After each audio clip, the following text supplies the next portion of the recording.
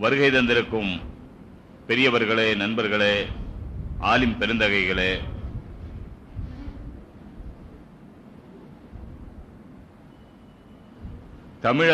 தமிழறிந்த மக்களுக்கு தேவையான ஒரு நூலை தேவையான சந்தர்ப்பத்திலே நம்முடைய மரியாதைக்குரிய காதி சாஹிப் அவர்கள் தந்திருக்கிறார்கள் என்பது மிகவும் மகிழ்ச்சியுற வேண்டிய விஷயம் மட்டுமல்ல, மதிப்பு தர வேண்டியதும் பாராட்ட வேண்டியதும் பிறகு அதிலிருந்து பயன்பெற வேண்டியதும் அத்தியாவசியமான ஒன்றாகும்.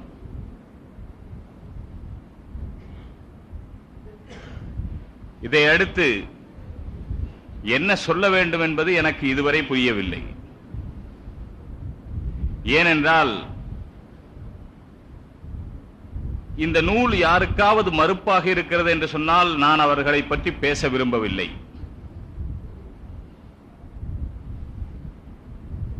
இந்த நூலிலே என்ன இருக்கிறது என்பதை பேச வேண்டுமானால் அதை நான் பேச வேண்டிய தேவையில்லை. அதை நீங்கள் படித்து தெரிந்து கொள்வீர்கள்.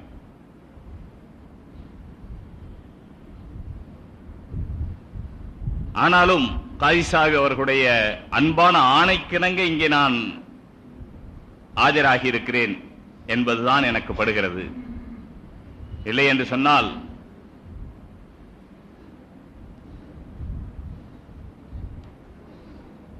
ஏதோ மார்க்கத்தை சீர்திருத்துகிறோம் என்று நினைத்துக் கொண்டு உண்மையிலே அப்படித்தான் ஆரம்பித்த ஒன்று, ஏதோ சில கருத்துக்கள், அது முற்றி முற்றி என்ன சொல்லுவதென்றே தெரியாமல் ஒன்று சொல்ல ஆரம்பித்து விட்டால் ஏதாவது ஒரு பிடியிலே இருக்க வேண்டும்.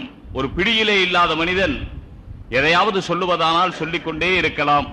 ஒரு கட்டுப்பாடு இருக்க வேண்டும். அந்த கட்டுப்பாட்டுக்கெல்லாம் அப்பாற்பட்டு இருக்கிற காரணத்தினால்தான் இந்த தொல்லைகளே ஏற்பட்டுக் கொண்டிருக்கின்றன. கட்டுப்பாட்டுக்கு அப்பாற்பட்டவர்களை என்ன செய்யலாம்? இமாம் ஷாஃபி ரஹ்மஹுல்லா சொன்னார்கள், மா ஜாதல்து ஆலிமன் இல்லா கலப்து வமா ஜாதல்து ஜாஹிலன் இல்லா கலபனி. இமாம் ஷாஃபி தெளிவாக சொன்னார்கள், பொருத்தமாக சொன்னார்கள், உண்மையாக சொன்னார். நான் ஒரு ஆலிமோடு எப்பொழுதாவது தர்க்கித்திருக்கிறேன் என்று சொன்னால் அப்பொழுதெல்லாம் நான் தான் வெற்றி பெற்றிருக்கிறேன். ஆனால் ஒரு ஜாஹிலோடு எப்பொழுதெல்லாம் தர்க்கித்தேனோ அப்பொழுதெல்லாம் நான் தோற்று போனேன். ஜாஹிலோடு எப்பொழுதெல்லாம் நான் தர்க்கித்தேனோ, வாதம் செய்தேனோ அப்பொழுதெல்லாம் நான் தோற்று போனேன். ஒரு ஆலிமோடு தர்க்கித்த பொழுதெல்லாம் நான் வெற்றி பெற்றேன். ஏன்? ஆலிம் என்றால் அவர் நம்முடைய விஷயத்தை புரிவார். அது பதில் சொல்ல தகுந்ததா இல்லையா என்பதை பகுத்து புரிந்து உண்மையை ஏற்றுக்கொள்வார். அப்படி இல்லாதவர் உண்மையை எப்படி ஏற்றுக்கொள்வார்? ஷேக் சாதி அவர்கள் குலிஸ்தானிலே சொல்வது போல, ஒரு கல் மாணிக்கத்தை உடைத்து விட்டது என்று சொன்னால் கல் மாணிக்கத்தை உடைத்து விட்டது, ஆகையால கல் உயர்ந்ததாகி விடுமா? ஒரு கல் இருக்கிறது, அது மாணிக்கத்தை உடைத்து விட்டது. வைரக்கல்லை சாதாரண கல் உடைத்து விட்டது. வைரக்கல் உயர்ந்ததா? மாணிக்கம் உயர்ந்ததா? எது உடைத்ததோ அதுதான் உயர்ந்ததா? எவன் சப்தம் போட்டு பேசினானோ அவன் தான் உயர்ந்தவனா? எவன் வெளிரங்கத்திலே தர்க்கத்தை குதர்க்கமாக்கி தன்னுடைய மேடையை தன்வசமாக்கிக் கொண்டேன் என்று ஒரு பிரச்சாரம் செய்து விட்டால் அப்படி செய்து விடுவார்கள் என்ற காரணத்தினால்தான் நாம் சில சமயங்களிலே என்ன தர்க்கிப்பதற்கு என்ன இருக்கிறது? தர்க்கிப்பதற்கு என்ன இருக்கிறது? ஏதாவது சாரம் இருந்தால் தானே தர்க்கம் செய்யலாம். எதையாவது ஒத்துக்கொண்டால் தானே தர்க்கம் செய்யலாம். எதை சொன்னாலும் இதை நான் ஏற்றுக்கொள்ள மாட்டேன் என்று சொன்னால் எதை சொல்லலாம்? குர்ஆனுக்கு இதுதான் கருத்து என்று நான் சொன்னேன், இல்லை இதை ஒத்துக்கொள்ள முடியாது. சரி, என்ன கருத்து? இமாம் இந்த இமாம் சொன்னார்கள், இந்த முஃபஸ்ஸிர் சொன்னார்கள், இந்த ஆலிம் சொன்னார்கள், இந்த அறிஞர் சொன்னார்கள், இந்த இமாம் சொன்னார்கள். யாரையாவது ஒரு பேரை சொல்லி சொல்லுவோம். இந்த ஹதீஸில் இருக்கிறது, இந்த ஹதீஸில் இருக்கிற இந்த ராவி தாயிஃப் என்று சொன்னார், பலகீனமானவர். நான் சொல்லுவேன் அவர் பலகீனமானவர் இல்லை, அவர் சொல்லுவார் பலகீனமானவர். ஒரே ராவியை பற்றி 10 விதமான அபிப்பிராயங்கள் இன்றைக்கு தஹ்தீபுல் கமாலிலே அத்தாதீல் அல் ஜர்ஹ் வ தாதீலிலே எத்தனை கிதாபு, எத்தனை வகையான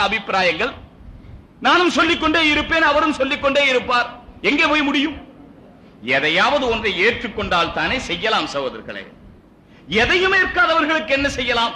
இவர்கள் நினைக்கிறார்கள் நாங்கள் திருத்த போகிறோம் என்று. எங்கே திருத்த போகிறார்கள்? நான் சொன்னேன், வீட்டிலே மூட்டை பூச்சி வந்துட்டா என்ன செய்யணும் சகோதரர்களே? வீட்டுல மூட்டை பூச்சி நிறைய ஆயிருச்சு, என்ன செய்யணும்? மருந்து அடிக்கணும், வீட்டை அடிச்சிடணும். வீட்டையே அடிச்சிடணும். அட பேவகூஃப், நீ வீட்டை அடிச்சுக்கிட்டு இருக்கிற. மூட்டை பூச்சி வந்தா மருந்தடி. சமுதாயத்தில் பிதாத் நிறைய ஆயிருச்சு, இருக்கலாம். தொழுகாதவங்களே நிறைய ஆகி போயிட்டாங்க, நீ பிதாத்தை பத்தி என்ன பேசுற? தொழுகாதவர்கள் 100க்கு எத்தனை பேர் சகோதரர்களே? 100க்கு எத்தனை பேர்? இதை பற்றி உனக்கு சிந்திக்க நேரம் இல்லை.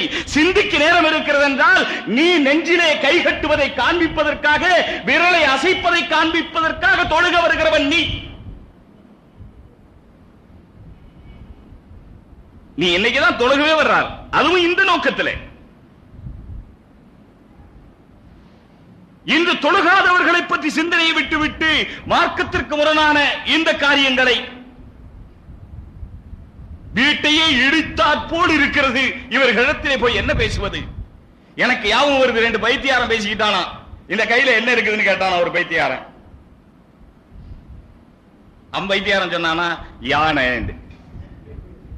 நான் இந்த கையில என்ன வச்சிருக்கிறேன்னு கேட்டானா, அவன் சொன்னானா என்னண்டு? யானை. சகோதரர்களை, எதை மறந்தாலும் இதை மறக்க மாட்டீங்களே, அதுக்காகத்தான் சொல்றது. இவன் கேட்டா என்ன வச்சிருக்கிறேன், நான் என்ன வச்சிருக்கிறேன் தெரியுமா? இவன் ஒரு நம்பர் 1 நம்பர் பைத்தியாரன். அடுத்த 2ஆம் நம்பர் யானைண்டான். நான் வச்சது நீ முதல்ல பார்த்துக்கிட்டேன். எப்படி இருக்கு இந்த 2 பேரோட சம்பாஷணை? இது மாதிரி தான் இருக்கு இவங்க சம்பாஷணை.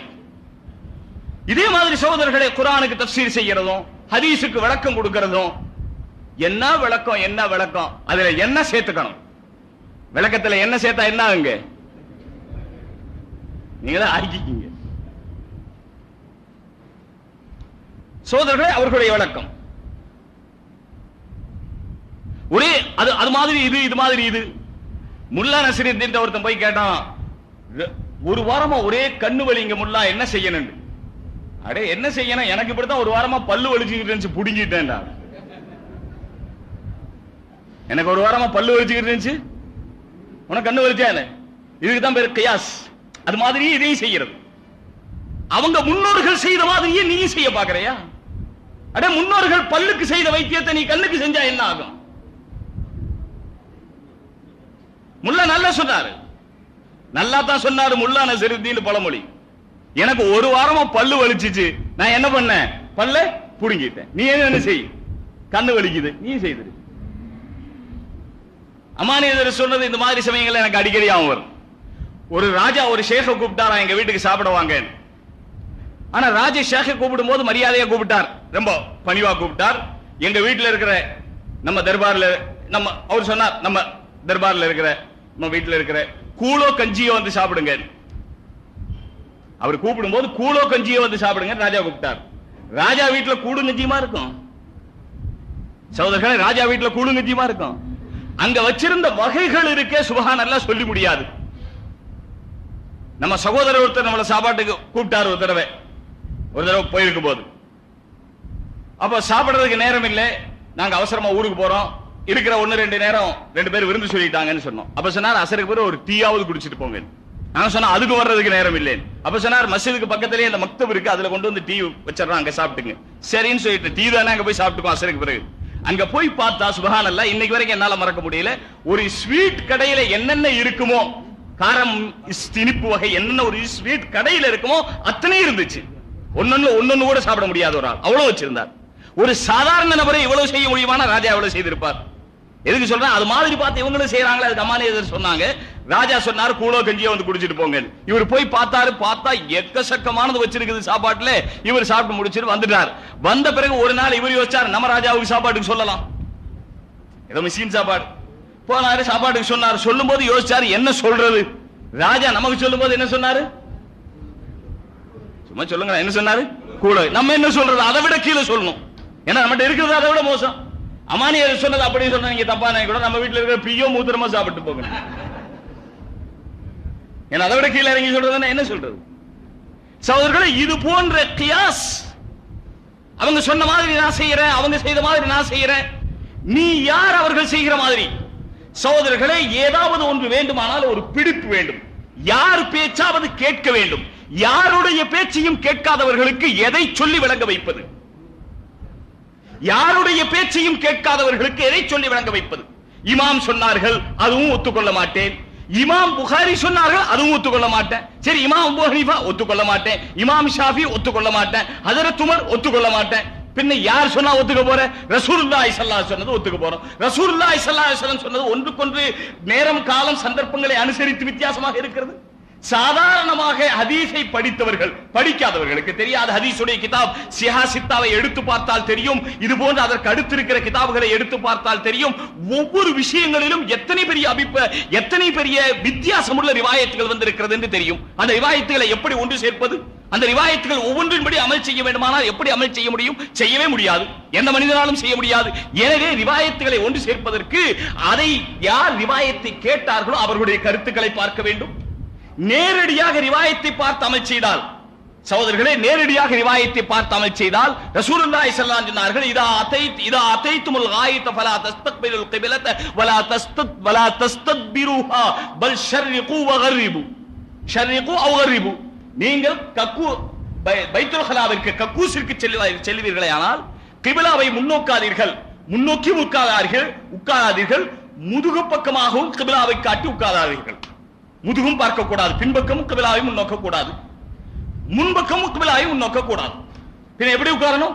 ரசூலுல்லாஹி சொன்னார்கள், ஷர்ரிகு அவ் கர்ரிபு, கிழக்கு அல்லது மேற்கு பார்த்து உட்காருங்கள். புகாரி ஷரீஃபில் ரிவாயத் இருக்கிறது. இப்ப நம்ம கிழக்கு மேற்கு பார்த்து உட்கார முடியுமா? சகோதரர்களே, இப்போ புகாரி ஷரீஃப் கொண்டு வாங்க. இருக்கு ஷர்ரிகு அவ் கர்ரிபு, கிழக்கு அல்லது மேற்கு பார்த்து உட்காருங்க. கிப்லாவை முன்னோக்காதீர்கள், பின்னோக்காதீர்கள், இதுவும் இருக்கு. கிழக்கே அல்லது மேற்கே பார்த்து உட்காருங்கள், இதுவும் இருக்கு. இப்ப நம்ம கிழக்கு பார்த்து மேற்கு பார்த்து உட்கார்ந்தா என்ன ஆகும்? கிப்லா முன்னோக்க வேண்டியது வரும். இப்ப பார்க்கணும், இது யாருக்கு சொன்னதுன்னு பார்க்கணும். யாருக்கு சொன்னது? மதீனா வாசிகளுக்கு சொன்னார்கள். மதீனா வாசிகள் மக்காவிலிருந்து தெற்கே இருந்தார்கள், மக்காவிற்கு வடக்கே இருக்கிறார்கள். அவர்கள் தெற்கே முன்னோக்கினால் கிப்லா அவர்களுக்கு, வடக்கே முன்னோக்கினால் இஸ்திக்பால கிப்லா ஏற்படும், தெற்கே முன்னோக்கினால் இஸ்திக்பார கிப்லா ஏற்படும். வடக்கே முன்னோக்கினால் கிப்லாவை முன்னோக்கியதாக ஆகும். ஏனென்றால் அவர்கள் வடக்கே இருக்கிறார்கள். வடக்கே முன்னோக்கினால் கிப்லாவை பின்னோக்கியதாக ஆகும். எனவே அவர்கள் மேற்கே அல்லது கிழக்கே முன்னோக்க வேண்டும். இது மதீனாவாசிகளுக்கு. திருச்சிக்காரங்களுக்கு அதுதானா? திருச்சிக்காரர் தமிழ்ல புகாரி பார்த்துட்டு கிழக்க மேற்க முந்தா என்ன ஆகும்? இவர் பார்க்கிற புகாரியே தமிழ் புகாரியா தான் இருக்கும். நான் ஒரு பொண்ணுல பார்த்தேன், புகாரி 7வது ஜில்துன்னு போட்டுருந்துச்சு, 7வது வால்யூம். புகாரில இதுவரைக்கும் 2 ஜில்து தானே பார்த்தோம், இது எப்படி 7 ஜில்து வந்துச்சு? புகாரில உள்ளதே ஜில்து அவ்வல் ஜில்து தானி 2 ஜில்து தான். இவருக்கு எங்க 7 ஜில்து கிடைச்சு? அப்புறம் தான் யோசனை வந்து இவர் தமிழ்ல பார்த்திருப்பார். தமிழ்ல புகாரி 8, 10, 20, 15 போட்டிருப்பாங்க. அதுல 7வது பார்த்திருக்கிறார். புகாரியை தமிழ்ல பார்க்கிறார். எங்க பாத்தீங்க? நான் புகாரில பார்த்தேன். எங்க பாத்தீங்க? புகாரில பார்த்தேன். புகாரில கிழக்க மேற்க பார்த்து உட்காருங்க இருக்கு. சரி, இதே புகாரில 1 இல்லை 2 இல்லை, நீங்கள் பார்த்துக் கொண்டே வாருங்களே, தெரியும் இருக்கிறது. குழந்தையினுடைய பீஷாப் ரசூலுல்லாஹி ஸல்லல்லாஹு ஹஜ்ரத் ஆயிஷா சொல்லுகிறார்கள், ரசூலுல்லாஹி ஸல்லல்லாஹு அலைஹி வஸல்லம் அவர்களிடத்தில் ஒரு குழந்தை கொண்டு வரப்பட்டது, மடியிலே வைத்தார்கள். அந்த குழந்தை பீஷாப் செய்து விட்டது. ஃபதா பிமாஇன், தண்ணீர் கொண்டு வர சொன்னார்கள். ஃபஅத்பாஹு இய்யாஹு, அதன் மீது தண்ணீரை ஊற்றினார்கள். சரி, இன்னொரு ரிவாயத்திலே வருகிறது, நலஹஹு வலம் யக்ஸிலுஹு, நலஹஹு வலம் யக்ஸிலுஹு, நலஹ என்ற வார்த்தை வருகிறது. நலஹ வலம் யக்ஸிலுஹு, நலஹ என்ற வார்த்தைக்கு பிறகு வலம் யக்ஸிலுஹு என்ற வார்த்தையை சேர்க்கும் பொழுது கழுகவில்லை, வெறும் தண்ணீர் தெளித்தார்கள் என்று அர்த்தம் எடுத்துக் கொள்ளலாம் அதற்கு. ஆனால் ஹைலுடைய ரத்தம் பட்ட இடத்திலே அந்த பெண்ணிற்கு சொல்லும் போது ரசூலுல்லாஹி ஸல்லல்லாஹு அலைஹி சொன்னார்கள், அதை நலஹ செய் என்று சொன்னார்கள். அப்போ பீஷாபு பட்ட குழந்தையினுடைய பீஷாப், எந்த குழந்தை இதுவரை சாப்பாடு சாப்பிடவில்லையோ, வெறும் பால் தான் குடிக்கிறதோ, அந்த குழந்தையினுடைய பீஷாபாக இருந்தால் அவ்வளவு கெட்டியாக இருக்காது என்ற காரணத்தினாலே அதை லேசாக கழுவினால் போதும் என்பது அர்த்தம். பெரியவங்க பீஷாப் மாதிரி எல்லாம் குழந்தை பீஷாப், அது லேசா கழுவினா போதும், அவ்வளவு கசக்கி கழுக வேண்டிய அவசியம் இல்லை. பெரியவங்க பீஷாப் இருக்குது, அது ஜஹன்னத்தினுடைய முன்மாதிரி. பெரியவங்க பீஷாப் இருக்குங்க, ஜஹன்னம்ட விளங்கலைங்க, நரகத்தோட முன்மாதிரி. உலகத்துல நரகம் பார்க்கணும்னா பஸ் ஸ்டாப்ல பீஷாப்புக்கு இருக்கிற இடத்தை பார்க்கணும். எல்லாரும் போய் அப்படி அடிக்கிறாங்க பாருங்க, இங்க பஸ் பார்த்துக்கிட்டே அடிக்கிற இடம் 2 ஒரு இடம் இருக்கு. ஒண்ணு உள்ள போய் ஒண்ணுக்கு இருக்கிறது. இங்க பஸ் பாத்துக்கிட்டே சாமா இங்க இருக்கும், இங்க பஸ் பாத்துக்கிட்டே ஒண்ணு கடிச்சுக்கிட்டு இருப்பாரு. அந்த மாதிரியான இடத்துக்கு போனா என்ன நாத்தம் துனியாவுல சுபஹானல்லாஹ் அப்படி ஒரு ஹாலாக்கே வெறும் பீஷாப் தான், வேற ஒண்ணு இல்லை. பெரியவங்க பீஷாபுக்கு அப்படி நாத்தம், சின்ன குழந்தை பீஷாப் அவ்வளவு நாடுறது இல்லை, வெறும் பால் குடிக்கிற பீஷாப். இதுக்கு ரசூலுல்லாஹி ஸல்லல்லாஹு அலைஹி வஸல்லம் ஒரு இடத்துல சொன்னாங்க, ஹஜ்ரத் ஆயிஷா சொன்னாங்க, அத்பாஹு இய்யாஹு, தண்ணீரை ஊற்றினார்கள். இன்னொரு இடத்துல லம் யக்ஸிலுஹு நலஹ வலம் யக்ஸிலுஹு, இந்த வார்த்தை வித்தியாசம். ஹைதுடைய ரத்தத்துக்கு சொன்னார்கள், அதை நல்ல செய்ய என்று சொன்னார்கள். இப்ப இதையெல்லாம் சேர்த்து பார்த்தா ஒரு கருத்துக்கு வருவது என்பது யார் அந்த இடத்திலே இருந்தார்களோ, அந்த ஹதீஸை கேட்டார்களோ, அதை புரிந்தார்களோ, அவர்கள் சொல்லுகிற கருத்துக்கு தான் முக்கியத்துவம் கொடுக்க வேண்டுமே தவிர 1400 வருஷத்துக்கு இப்பாலே இருந்து கொண்டு இவர் ஒரு கருத்து சொல்லுகிறார், இந்த கருத்துக்கு முதலிடம் என்று கொடு என்று கேட்டால் இவரை எந்த ஆஸ்பத்திரியில சேர்க்கிறதுன்னு தெரியல. இதுக்கு ஆஸ்பத்திரி கிடையாது, கபரு தான் இதுக்கு ஆஸ்பத்திரி. அல்லாஹ் தான் கொண்டு போய் சேர்க்கணும், வேற வழியே கிடையாது. நான் சொல்லல இமாமுடைய கருத்தை ஒத்துக்கொள்ளுவதில்லை என்று நான் சொல்லுவதில்லை. சகோதரர்களை, எந்த காலத்தில் இவங்க யாருடைய சில பேருக்கு அப்படி ஒரு அதாவது அவங்களுடைய மூளை அப்படி ஆயிருது, யார் சொல்றதையும் கேட்கிற பழக்கம் இல்லை. சில தாய் தகப்பன் இல்லாத குழந்தை எங்க ஊர்ல சொல்லுவாங்க, நான் கேள்விப்பட்டிருக்கேன், ஒண்ணு தாய்கால் பிடிச்சு வளர்ந்துருக்கணும், இல்ல தகப்பங்கால் பிடிச்சு வளர்ந்துருக்கணும். தருதலை யாரு காலையும் முடிச்சு வளரல, இவன் யார் பேச்சு கேட்பான் அப்படின்னு சொல்லுவாங்க.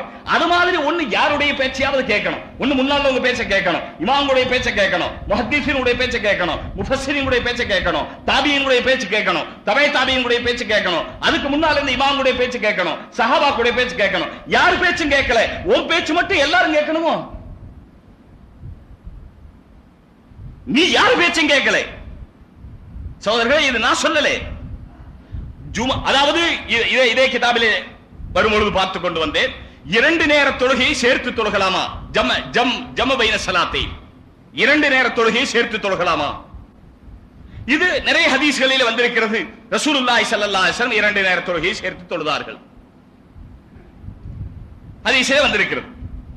எப்படி தொழுதார்கள் என்பதை பற்றி இமாம்கள் ஆராய்ச்சி செய்து கடைசியாக இமாம் அபூ ஹனீஃபா ரஹ்மஹுல்லாஹ் அவர்களோடு முடிவுக்கு வந்திருக்கிறார்கள்.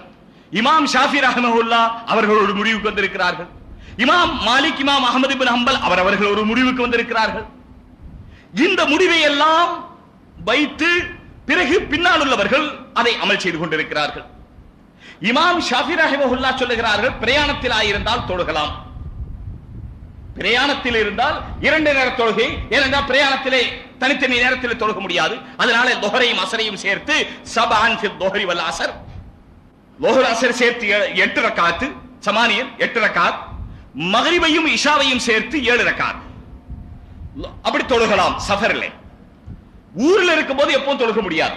இமாம் மாலிக், இமாம் அஹ்மத் இப்னு ஹம்பல் ரஹ்மஹுல்லாஹ் சஃபர்ல தொழுகலாம்.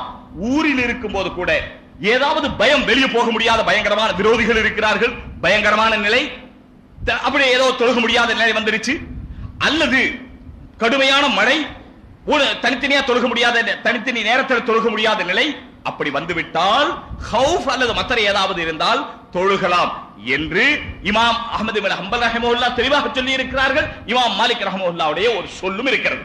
ஆக இப்படித்தான் இருக்கிறதே தவிர இமாம் அபூ ஹனீஃபா ரஹ்மஹுல்லாஹ் சொன்னார்கள், எந்த காரணம் கொண்டும் 2 நேர தொழுகை ஒரு நேரத்தில் தொழுக முடியாது. பிறகு ரசூலுல்லாஹி ஸல்லல்லாஹு தொழுது இருக்கிறார்களே 8 ரக்காத் ஒன்றாக சேர்த்து 7 ரக்காத் ஒன்றாக சேர்த்து என்று சொன்னால், இதுவெல்லாம் இமாம் அபூ ஹனீஃபா ரஹ்மஹுல்லாஹ் சொல்லுகிறார்கள், ஜமேஸ்வரி வெளிரங்கத்தில் ஒன்று சேர்த்து தொழுதிருக்கிறார்கள், அந்தரங்கத்தில் 2 நேர தொழுகை ஒன்று சேர்த்து தொழுகவில்லை. இதற்கு ஹதீஸிலே தெளிவான ஆதாரங்கள் இருக்கிறது, இந்த கிதாபிலே இருக்கிறது. நேரம் இருந்தால் இந்த கடியாரம் ஒழுங்கா ஓடணும், அது ஓடாது, வேகமா ஓடும். அது சொன்ன மாதிரி நான் இதுக்கு அதை விட வேகமா பேசுவேன். கடியாரத்தை பார்த்து வேகமா பேசுற பழக்கம் எனக்கு. அப்படி பேசினா அதுக்கு போட்டி போட்டுக்கிட்டு ஓடும். பாருங்க, ஆயிருச்சு 9:30 தொழுகை 9:15 ஆயிருச்சு. இந்த கிதாபுல பாருங்க, நீங்க வாங்கி கிதாபை வாங்கி பாருங்க. ஆனா வாங்குறது இல்ல, அவங்க சொன்ன மாதிரி, முன்னாள் அவங்க சொன்ன மாதிரி ரொம்ப உண்மையான விஷயம். நாம புஸ்தகம் வாங்குறது இல்லை. எங்கேயோ ஒரு கவிதை படிச்சேன், அதனால நான் என்னோட இதுல எழுதி வச்சிருக்கிறேன், இன்னல் கிதாபி மஹ்பூபி இன்ன கிதாபி மஹ்பூபி, கிதாபுகள் தான் என்னுடைய காதலிகள், புஸ்தகங்கள் தான் என்னுடைய காதலிகள். கவிஞர் சொல்றார், காதலியை இரவல் கொடுப்பார்களா? அதனால கிதாப் இரவல் கொடுக்கிறது இல்லை. நம்ம கேசட் கூட இரவல் கொடுக்கிறது இல்லை. யாரும் கேட்டா விலைக்கு வாங்கி கொடுப்பேன். இப்ப கூட அஜர்த்து போயிட்டா அஜர்த்து கேட்டார் உங்க கேசட் கொடுங்க. நான் சொன்னேன் விலைக்கு வாங்கி தர்றேன், இந்த கேசட் கொடுக்க மாட்டேன். ஏதாவது சொன்னா இதை கொடுத்துருங்க, நீங்க விலைக்கு வாங்கிக்கங்க. சரின்னு கொடுத்துட்டேன். நான் புஸ்தகமும் இரவல் கொடுக்கறது இல்ல, கேசட் இரவல் கொடுக்கறது இல்ல. ஏன் காரணம் என்ன? உலகத்துல பொடிதப்போ வாங்கினா கூட திருப்பி கொண்டு வந்து கொடுப்பாங்க, கிதாபு வாங்கினா திருப்பி கொடுக்கணும்னு நினைக்கிறதே இல்லை. அது திருப்பி கொடுக்கத்தக்க தகுந்த ஒரு பொருள் யாரும் நினைக்கிறது இல்லை. கிதாப் வாங்கி கொண்டு போய் எங்கேயாவது போட்டா அது அங்கேயே இருக்கும். அது என்னங்க கிதாப் வாங்கிட்டு போனீங்களேன்னு இவரும் கேட்க போறது இல்லை, அவரும் அதை கொண்டு வந்து கொடுக்க போறதும் இல்லை. அது கிதாபை திருப்பி கொடுக்க தகுந்த ஒரு பொருள் என்று பொதுவாக உலகத்தில் மக்கள் கருதுறது இல்லை. ஏன்னா பொதுவாக கிதாபை யார் படிக்கிறதே இல்லை. ஏன் படிக்கிறது இல்லைன்னு தெரியல. நான் ஒரு இடத்துல படிச்சேன், ஒருத்தன் சொன்னானா குடிக்கிறது ரொம்ப கெட்டதுன்னு புத்தகத்தில் படிச்சேன். குடிக்கிறது கெட்டதுன்னு படிச்சேன். இவன் கேட்டா அப்ப குடிக்கிறத விட்டுட்டியான்? நான் படிக்கிறத விட்டுட்டேன். என்னென்ன அதுல எந்த அட்டையிலையும் அதாவது பெண்கள் இருக்கணும் அல்லது ஆண்கள் கூட சேர்ந்த பெண்கள் இருக்கணும், அப்படியாவது இருக்கணும். இல்லைன்னு சொன்னா அந்த பெண்கள் இல்லாத புத்தகங்கள் விற்கிறதே பழக்கம் இல்லை, நமக்கு வாங்குறதும் பழக்கம் இல்லை. பெண்கள் இருக்கிற படத்தை வீட்டுல கொண்டு போய் வச்சா குழந்தைகளும் பார்ப்பாங்களே, கெட்டு போவாங்களே, அப்படி ஒரு எண்ணமே யாருக்கும் வர்றதில்லை. சகோதரர்களே, படங்களை பார்த்தா படம் மனதில் போய் அசரி செய்யாதா? படம் ஒரு பாதிப்பை ஏற்படுத்தாதா? படத்திற்கு ஒரு பாதிப்பு இல்லையா? கதைக்கு ஒரு பாதிப்பு இல்லையா? நாவலுக்கு ஒரு பாதிப்பு இல்லையா? நாவலிலே வருகிற காதலுக்கு ஒரு பாதிப்பு இல்லையா? அங்கே காதலன் காதலியுடைய படம் போட்டிருந்தால் அதற்கு ஒரு பாதிப்பு இல்லையா? நாம் என்ன உணர்ச்சியற்ற மரக்கட்டைகளா?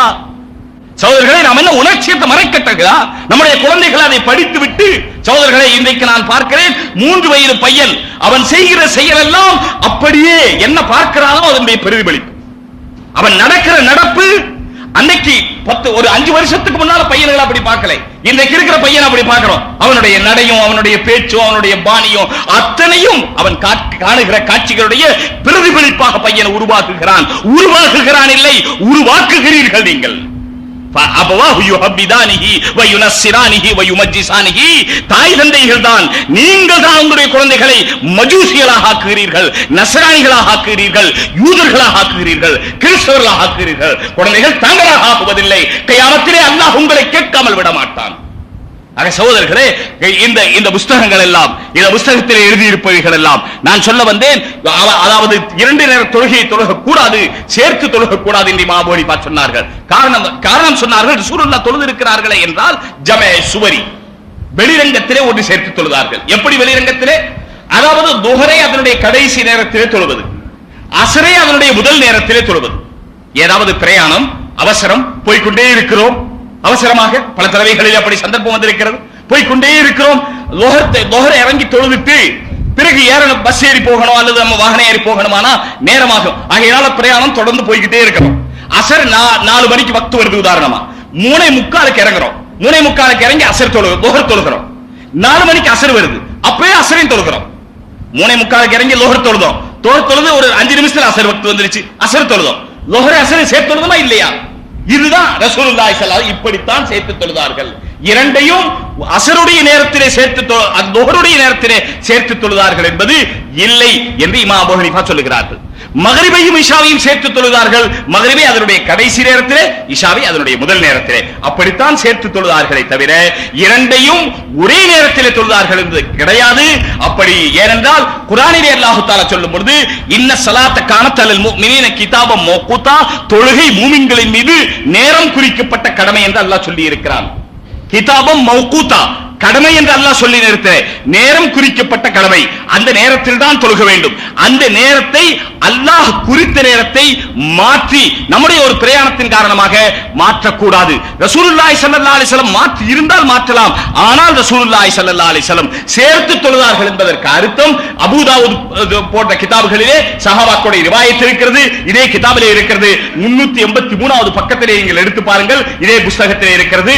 அந்த ஹதீஸும் இருக்கிறது, புகாரியுடைய ஹதீஸும் இருக்கிறது, அபூ தாவூதுடைய ஹதீஸும் இருக்கிறது. ரசூலுல்லாஹ் சேர்த்து தொழுதாலே தவிர அஹர துஹர வ அஜ்ஜலல் அஸ்ர, துஹரை பிற்படுத்தினார்கள், அஸ்ரை முற்படுத்தினார்கள்.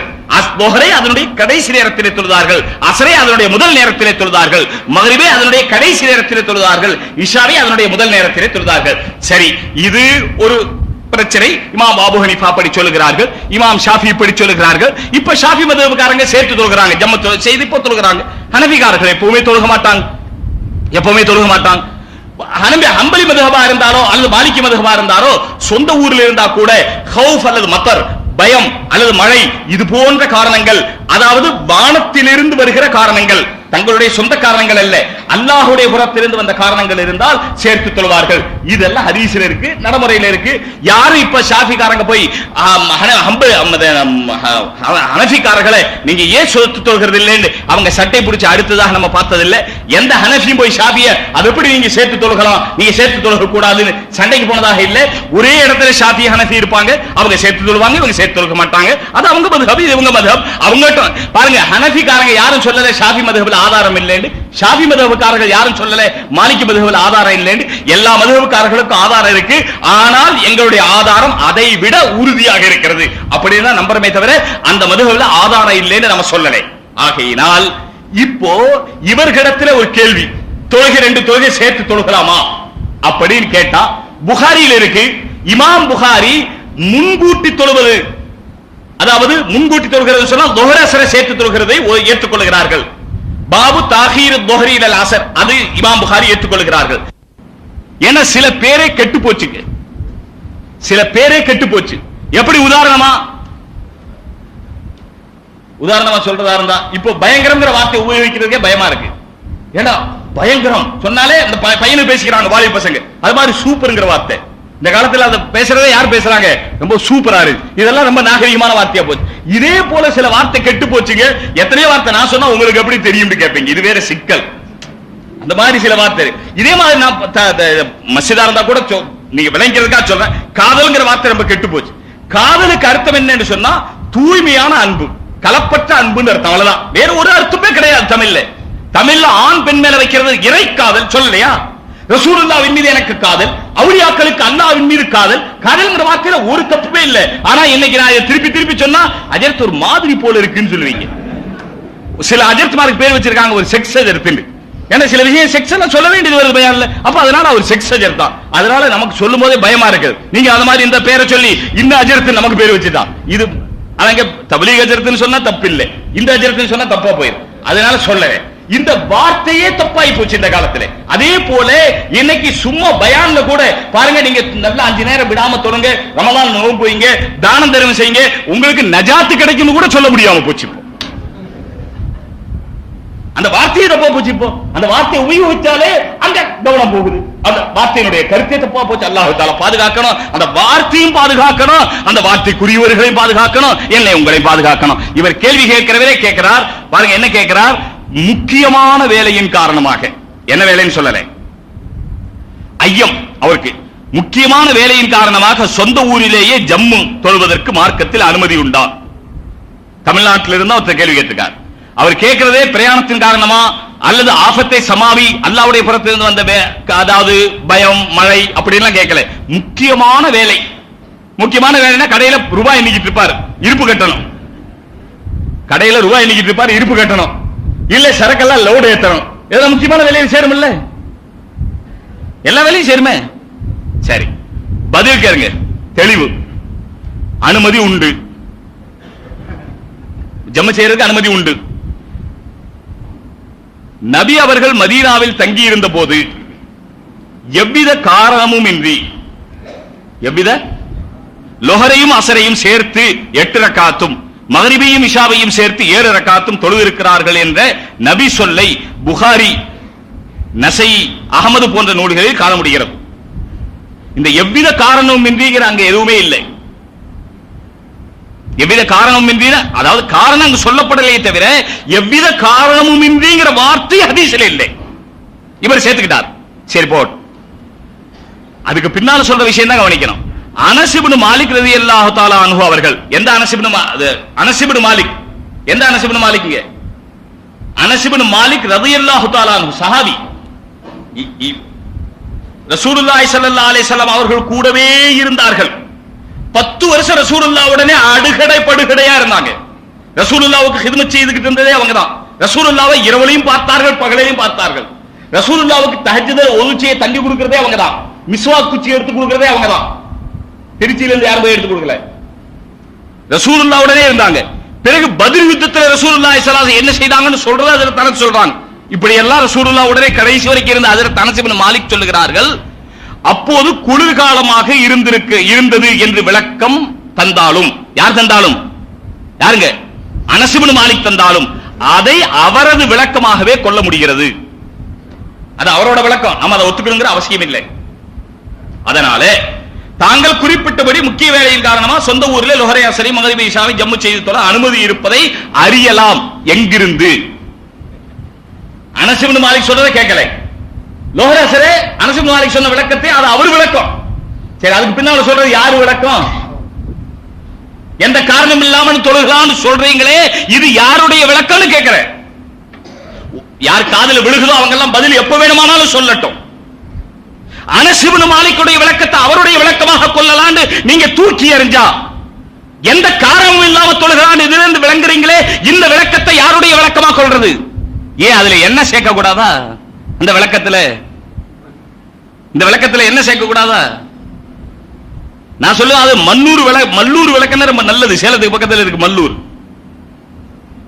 சகோதரர்களே, அனஸ் இப்னு மாலிக்குடைய விளக்கத்தையே தூக்கி எறிந்து விட்டு பேசுகிற இவர்களுக்கு இவர்களுடைய விளக்கத்தை எந்த காரணம் இல்லாமல் தொழுகலாம் என்பதை அறியலாம் என்று சொல்லுகிற விளக்கம் நீங்கள் எங்கிருந்து சொன்னீர்கள்? எந்த ஆதாரத்தை வைத்து சொன்னீர்கள்? எந்த ஹதீஸுடைய ஆதாரத்தை வைத்து சொன்னீர்கள்? ஒரு ஹதீஸுக்கு இன்னொரு ஹதீஸ் ஆதாரம் இல்லையா? இந்த புகாரியில் இருக்கிற இந்த தமிழ் வார்த்தையை மட்டும் இவருக்கு அரபி பார்க்க தெரியாது. அரபி பார்க்கணுங்கிற அவசியமும் இவருக்கு இல்லை. சகோதரர்களே, பெரிய வேடிக்கை. அரபி பார்க்கணுங்கிற அவசியம் இல்லை. சாதாரணமா கோர்ட்ல போய் வக்கீலா நின்று படிக்கிறாரு, கோர்ட்ல போய் பேசுறாரு. நான் லா காலேஜ்ல படிக்காம, ஆங்கிலத்தில் இருக்கிற சட்டத்தை படிக்காம, தமிழ்ல இருக்கிற சட்டத்தை படிச்சுட்டு நான் போய் லா கோர்ட்ல வாதாடுறேன், நான் வக்கீல்னு சொன்னா உலகத்துல யாராவது ஏத்துக்குவாங்களா? என்ன சகோதரர்களே, சரி, எம்பிபிஎஸ் படிக்கல, டாக்டர் மருத்துவ கல்லூரியில போய் படிக்கல, இவர் தமிழ்ல அலோபதிக் மருத்துவத்தை படிச்சுட்டு இவர் எம்பிபிஎஸ் போர்டு போட்டுக்கிட்டா யாராவது ஏத்துக்கொள்வார்களா? எம்பிபிஎஸ் போர்டு போடுறதுக்கு ஆங்கிலம் படிக்கிறது அவசியம், பிஎல் போர்டு போடுறதுக்கு ஆங்கிலம் படிக்கிறது அவசியம். குர்ஆனை பார்த்து, புகாரி ஷரீஃபை பார்த்து விளக்கம் சொல்றதுக்கு அரபி படிக்கிறது அவசியம் இல்லையா? அரபி வார்த்தைகளுக்கு என்னென்ன அர்த்தம் இருக்கிறது? லர்ப் என்று சொன்னால் என்ன அர்த்தம்? லர்ப்னு சொன்னா எல்லா இடத்தையும் அடிச்சிடுறதா? லர்புக்கு வகையின் அர்த்தம் இருக்குது, லர்புக்கு விளக்கம் அர்த்தம் இருக்குது, லர்புக்கு அடிக்கிறது எத்தனையோ, லர்பிலேயே எத்தனையோ வகை இருக்கு. ஒவ்வொரு வார்த்தைக்கு எத்தனையோ அர்த்தம் இருக்கிறது. இந்த அர்த்தங்களை அரபி தெரியாமலே தான் நான் சொல்லுவேன் என்று சொல்லுவதும், அதை சிலர் கேட்டுக்கொண்டிருப்பதும், இதுவெல்லாம் உலகத்தில் எப்படி சாத்தியமாக்க முடியும்? இன்னொரு அதிசயம் இதை விட வேறொரு பத்திரிகையில வந்தது. அதுவும் அவரை விட்டு பிரிந்து சென்றவர், இவரை விட்டு பிரிந்து சென்ற ஒருவர். இப்ப பிரிஞ்சுக்கிட்டே இருக்குதுங்க அந்த கூட்டம். தஹ்சபுஹும் ஜமீஅன் வ குலூபுஹும் ஷத்தா ஃபஇன்னஹும் கௌமுன் லா யாகிலூன். அவர்களை ஒன்று சேர்ந்து இருக்கிற மாதிரி நீங்கள் நினைப்பீர்கள், ஆனால் அவர்களுடைய இதயங்கள் உடைந்திருக்கும் என்று அல்லாஹ் சொல்லுகிறான். இவர்கள் கௌமுன் லா யாகிலூன், அறிவில்லாத கூட்டம் என்று அல்லாஹ் தஆலா காஃபிர்கள் முனாஃபிக்களை பார்த்து சொல்லுகிறான். அது இவர்களுக்கும் பொருந்தி வருகிற மாதிரி தான் எனக்கு தெரிகிறது. உடைந்து கொண்டே போகிறார்கள். 1 2 ஆச்சு, 2 4 ஆச்சு, 4 6 ஆச்சு. இப்போ நீங்க பத்திரிகை வச்சிருக்காங்க, இது புதுசா வந்திருக்குது போல இருக்குது. நம்ம பத்திரிகா அல் ஹக்னு ஒன்று வந்திருக்கு. இது ஹிக்மத். இது அல் ஹக்னு ஒரு பத்திரிகை, இப்ப சமீபத்தில் விளம்பரம் பார்த்த பத்திரிகை வந்திருக்கு. இந்த பத்திரிகையை தொடர்ந்து அனுப்பிட்டே இருக்கிறாங்க. யார் எழுதுறாங்க? ஒரு 4 பேர். எதை எழுதுறாங்க? திரும்ப எழுதுறாங்க. நான் போன மாசம் தபால் எழுதி போட்டேன், தயவு செய்து உங்க பத்திரிகை அனுப்பாதீங்க. 4 பேர் தான் எழுதுறாங்க, திரும்ப அதைத்தான் எழுதுறாங்க. ஆனா இப்ப கொஞ்சம் கொஞ்சமா விட்டுக்கிட்டே வர்றாங்க. எதை விட்டுக்கிட்டு வர்றாங்க? மதரசாவை திட்டத்தை விட்டுட்டாங்க, கிதாபுகளை திட்டத்தை விட்டுட்டாங்க, உலமாக்களை திட்டத்தை விட்டுட்டாங்க, ஜமாத் உலமா திட்டத்தை விட்டுட்டாங்க. என்ன திட்டி பார்த்தாங்க. எந்த காரியம் ஆகலைங்கிறது மட்டும் இல்ல, மாத்தமாக இவங்களுக்கு உல்டாவாக ஆகிட்டு இருக்குது. அதனால விட்டுட்டு வேற என்னவோ எழுதிக்கிட்டு இருக்கு. என்ன எழுதுனா ஒண்ணுமே இல்லை, முன்னாள் ஆக எழுதுறது என்னன்னு சொன்னா, அவர் ஜே என்னமோ ஒரு பேரை வச்சு ஜாக்குன்னு போடுவார். அந்த இங்கிலீஷை தமிழாக்கி அது ஒரு தனி தன்மை வேணும். அதுக்கு மூளை, இந்த சாதாரண மூளை பத்தாது. மூளை மண்டையிலே இருக்க கூடாது. அதுக்கு அது இருக்கிற இடமே வேற. மண்டையில மூளை இருந்தா அப்படி போட முடியாது. அதுக்கு இங்கிலீஷ்ல இருக்கிற இங்கிலீஷ்ல போடணும், இல்ல தமிழாக்கி போடணும். இங்கிலீஷ்ல இருக்கிற வார்த்தையை பிடிச்சி ஜாக்குன்னு போட்டா என்ன? முதல்ல படிச்சுட்டு இது என்ன, இங்கிலீஷா, அரபியா, உருதா, இந்தியா, தமிழா, எதுவுமே தெரியல. இது என்ன? ரொம்ப நாளைக்கு பிறகு தெரிஞ்சு, ஓஹோ, அந்த இங்கிலீஷ்ல இருக்கிற 4 எழுத்தை தான் இவர் தமிழாக்கி போட்டிருக்கிறாரு. கிண்டல். இது மகா கிண்டலா இருக்கு. நீ பத்திரிகையிலேயே இப்படி கிண்டல் உரிமையை கையாண்டால் அந்த பத்திரிகையுடைய நிலை என்ன இருக்கும்? பத்திரிகையில பூரா பாருங்க, அவரை பத்தி தான் இவர் எழுதிக்கிட்டு இருப்பார். இவங்க ரெண்டு பேரும் ஒருத்தர் பிரிஞ்சு போனவங்க, அவர்ல இருந்து பிரிஞ்சு போனவர், அவர்ல இருந்து பிரிஞ்சு போனவர், பிரிஞ்சு போய்கிட்டே இருப்பாங்க. குலூபுஹும் ஷத்தா, அவர்களுடைய இதயங்கள் உடைந்து போய் கொண்டே இருக்கும். இது அல்லாஹ் தஆலா குர்ஆனிலே சொன்ன அடையாளம். அப்படி பிரிந்து போன ஒருத்தர் எழுதி இருக்கிறார். நான் சுருக்கமா சொல்ல முடிக்க போறேன், 9 வரைக்கும் முடிச்சிருக்கணும், 5 நிமிஷம் கூடுதலாயிரும். அவர் எழுதி இருக்கிறார், ஜும்மாவும் பெருநாளும் ஒரே தினத்திலே வந்து விட்டால் அந்த பெருநாள் தொழுகை மட்டும் தொழுது விட்டு ஜும்மா தொழாமல் இருக்கலாம் என்பதையும் ஒரு ஹதீஸ்ல அப்படி வந்திருக்கு. ஜும்மாவும் ஈதும் ஒரே நாள்ல வந்துட்டா ஜும்மா தொழுதுட்டா போதும், ஈது தொழுக வேண்டியதில்லை. ஆனா அதை யாரும் எந்த இமாமும் எடுத்துக்கொள்ளவே.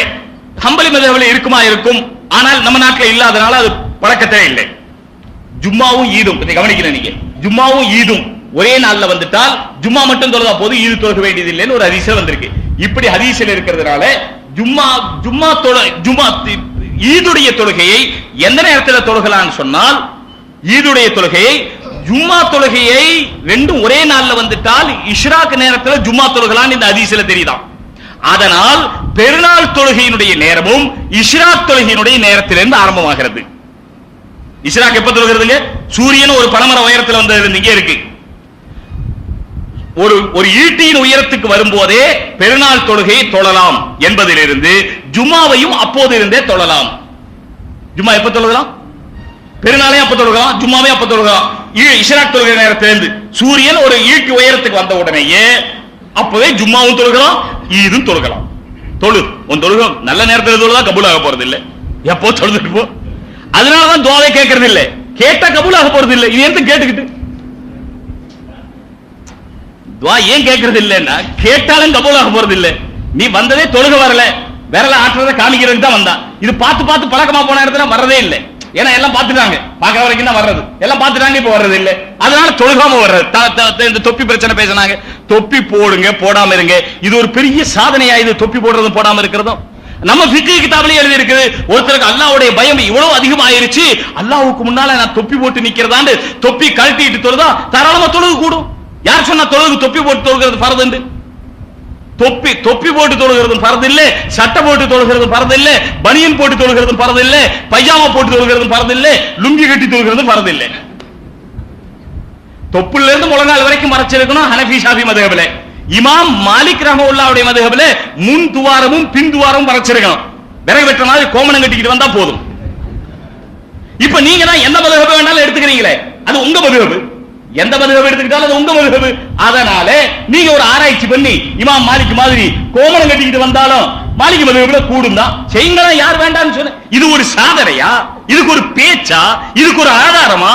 இதுவெல்லாம் சகோதரர்களே, யார் புரியாதவர்களோ, ஹதீஸை புரியாதவர்களோ, மார்க்கத்தை புரியாதவர்களோ, நிச்சயமாக யார் இந்த குர்ஆனுக்கும் ஹதீஸுக்கும் இப்பொழுது நான் சொன்ன 2 விளக்கங்கள், இதைத்தான் சொல்ல விரும்பின, கொஞ்சம் நேரம் கூடுதலாயிரு. இது மாதிரி சொந்த விளக்கம் சொல்லுகிறார்களோ, இறுதியிலே அவர்கள் எங்கே போய் சேர்வார்கள் என்று நான் சொல்ல விரும்பவில்லை. ஆனால் சொல்லாமல் இருக்க முடியவில்லை. குஃப்ருக்கு போய் சேர்ந்தால் ஆச்சரியப்படுவதற்கில்லை, ஷிர்க்குக்கு போய் சேர்ந்தால் ஆச்சரியப்படுவதற்கில்லை.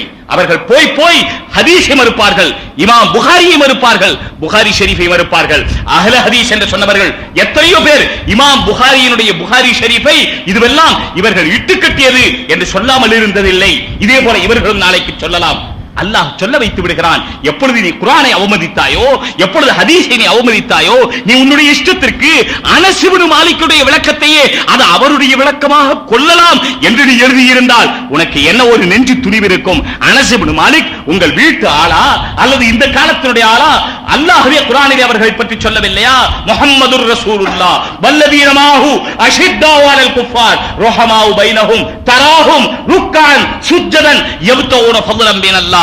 அந்த சஹாபாக்களை பற்றி அல்லாஹ் சொன்னான், தராஹும் அவர்களை நீங்கள் பார்க்கிறீர்கள், ருக்கான் ருக்கு செய்தவர்களாக, சுஜ்ஜதன் சஜிதா செய்தவர்களாக, யப்தூன ஃபضلا மின் அல்லாஹ் அல்லாஹ்வினுடைய கருணையை, அல்லாஹ்வினுடைய பரிஷிப்பை தேடியவர்களாக இருக்கிறார்கள். அவர்களுடைய நெற்றியிலே சீமாஹும் ஃபீ உஜூஹிஹிம் மின் அஸரி சுஜூத், அவர்களுடைய நெற்றிகளிலே சஜிதாவினுடைய அடையாளங்கள் இருக்கிறது என்று அல்லாஹ் அவர்களுடைய நெற்றியை பற்றி குர்ஆனிலே சொல்லுகிறான். அவர்களுடைய விளக்கத்தை நீ அவர்களுடைய விளக்கமாக கொள்ளலாம் என்று சொல்லிவிட்டு இன்னும் இந்த நாட்டிலே இருக்கிறாய் என்று சொன்னால் எங்களை போன்றவர்கள் நான் விட்டு வைத்திருக்கிற காரணத்தினால் தான் இருக்கிறாய். ஆனால் நாங்கள் விட்டு வைத்தாலும் கூட நாங்கள் விட்டு வைத்திருப்பதற்கு காரணம் இதுதான். இந்த விவகாரம் இருக்கிறதே பொதுமக்களுக்கு புரிய முடியாத விவகாரம். பொதுமக்கள் எங்கே சத்தம் ஓங்குகிறதோ, இங்க கூட அப்படிதான். எனக்கு முன்னால பேசுறவங்க கொஞ்சம் சத்தம் கம்மியா பேசியிருந்தா அது அப்புறம் போயிருக்கும். அது இந்த கடைசியில பேசுறாரு பாருங்க, நல்லா பேசுறாரு. என்ன பேசினாரு? என்ன பேசினாரு? நல்லா பேச, அவ்வளவுதான். என்ன பேசினாரு போயிடும். அது மீறியாவும் இருந்தா அந்த யானை வச்சிருந்தா பாருங்க கையில, அது இந்த மூட்டை பூச்சி இந்த அது சொல்றதே இதுக்கு தான். இதுவாவது ஞாபகம் இருக்கட்டும் சகோதரர்களே. இல்லைன்னா நம்ம வீட்டுல போய் கேட்டா பெண்கள்கிட்ட போய் சொல்ற பழக்கம் இல்ல. இன்னைக்கு போன பயானுக்கு இப்படி எல்லாம் சொன்னாங்க, அப்படி நம்ம சொல்ற பழக்கம் இல்ல, அவங்களும் கேட்கிற பழக்கம் இல்ல. அது மீறி ஒரு நாளைக்கு வீட்டுல போய் ராத்திரிக்கு ஆரம்பிச்சோம். என்ன ஆரம்பிச்சவங்க? இன்னைக்கு பயான் இல்லேண்டு, ஏங்க உங்களுக்கு வேற வேலை இல்லைங்களா அப்படின்னு உடனே நம்ம சட்டை வேட்டியெல்லாம் அவுதுக்கில போட்டு முடிஞ்சு. அதோட நம்ம துப்பாக்கி கீழே போடுறது இல்லை, சட்டை எல்லாம் முடிஞ்சு போச்சு. அவங்களுடைய பேச்சுக்கு மேல அப்பீலே இல்லை. அதாவது அது மாதிரியாக நாம பழக்கி வச்சிருக்கிறோம். இல்லையானா தீனுடைய விஷயத்தை பெண்களிலும் நாம் சொல்லணும். மார்க்கம் இருக்கிறதே அது அல்லாஹ் தஆலா தேவையை அனுசரித்து, நான் சென்ற ஞாயிற்றுக்கிழமை இதே நேரத்தில் நம்முடைய அருமையான அன்வாருல் உலூமிலே சொல்லும் போது சொன்னேன், குர்ஆனை அல்லாஹ் தஆலா எப்படி சேர்ப்பதற்கு சஹாபாக்கள் மூலமாக வழிவகுத்தான். அதற்கு பிறகு குர்ஆனை ஒரே கிராஅத்தாக ஆக்குவதற்கு ஹஜ்ரத் உஸ்மான் ரலியல்லாஹு தஆலா அவருடைய காலத்தில் எப்படி வழிவகுத்தான். அதற்கு பிறகு ஃபிக்ஹை தொகுப்பதற்கு சஹாபாக்களுக்கு என்ன தைரியம் கொடுத்தான், என்ன வீரம் கொடுத்தான், அதாவது தாபியீன்களுக்கு என்ன வீரம் கொடுத்தான், இமாம்களுக்கு என்ன தைரியம் கொடுத்தான். அவர்கள் இப்படிப்பட்ட மஸலாக்களை எப்படி தொகுக்க முடிந்தது, அவர்களாலே 30,000 40,000 மஸலாக்களை எப்படி அவர்களுக்கு மனம் செய்து தொகுக்க முடிந்தது. இதுவெல்லாம் அல்லாஹ் தஆலா காலத்துடைய தேவையை கருதி செய்தான். இன்றைக்கு சாதாரணமான ஒரு சில மஸலாக்களை கூட நம்மால ஞாபகம் வைக்க முடியவில்லை. அப்படி இருக்கு, இதுவெல்லாம் அல்லாஹ் செய்த கருணை, அல்லாஹ் செய்த கிருபை. இப்பொழுது குர்ஆன் தேவையில்லையா, ஹதீஸ் தேவையில்லையா என்றால் இந்த இவைகளை எல்லாம் மாற்றாமல் இருப்பதற்கு குர்ஆன் கட்டாயம் இருக்க வேண்டும், ஹதீஸ் கட்டாயம் இருக்க வேண்டும். எனவே சகோதரர்களே, இந்த 4 மதுஹபுகள் என்பது இந்த தொழுகையினுடைய விளக்கம் இதிலே இருக்கிறது, ஹதீஸுடைய அடிப்படையில் தான் உருவாக்கப்பட்டிருக்கிறது. ஹதீஸுக்கு அப்பாற்பட்டு இமாம்கள் சொல்ல வேண்டிய அவசியம் இல்லை. இமாம்களுக்கு என்ன தேவை? இமாம்கள் காசு சம்பாதிப்பதற்கு சொன்னார்களா, அல்லது ஐயோ இமாம்களுக்கு பின்னாலே வந்தவர்கள் ஏதோ, அதாவது முகலாய மன்னர்களுக்கு வந்தவர்கள் முகலாய மன்னர்களிடத்தில் அந்தஸ்து பெறுவதற்காக ஃபிக்ஹ் கிதாப் எழுதினார்களாம்? என்ன ஆராய்ச்சி இவருடைய ஆராய்ச்சி? உண்மையிலே சகோதரர்களே, அந்த கிதாப்களை ஆராய்ச்சி செய்வோமேயானால், நாம் படித்து பார்ப்போமேயானால், தேவையானவைகளை அவர்கள் சொல்லி காண்பித்திருக்கிறார்கள், தேவையான விஷயங்களை சொல்லி காண்பித்திருக்கிறார்கள். இதே போல சில மஸலாக்களை பற்றி எழுதியிருக்கிறார்கள். முன்னாலே உள்ள நூல்களில் இப்பொழுது எழுதுவதை அவர்களும் விட்டு விட்டார்கள், ஆபாசமாக இருக்கிறது என்று சொல்கிறார்கள். அல்லாஹ் தஆலா பெரிய பாக்கியம். வாஹிரு தாவானா அல்ஹம்துலில்லாஹ்.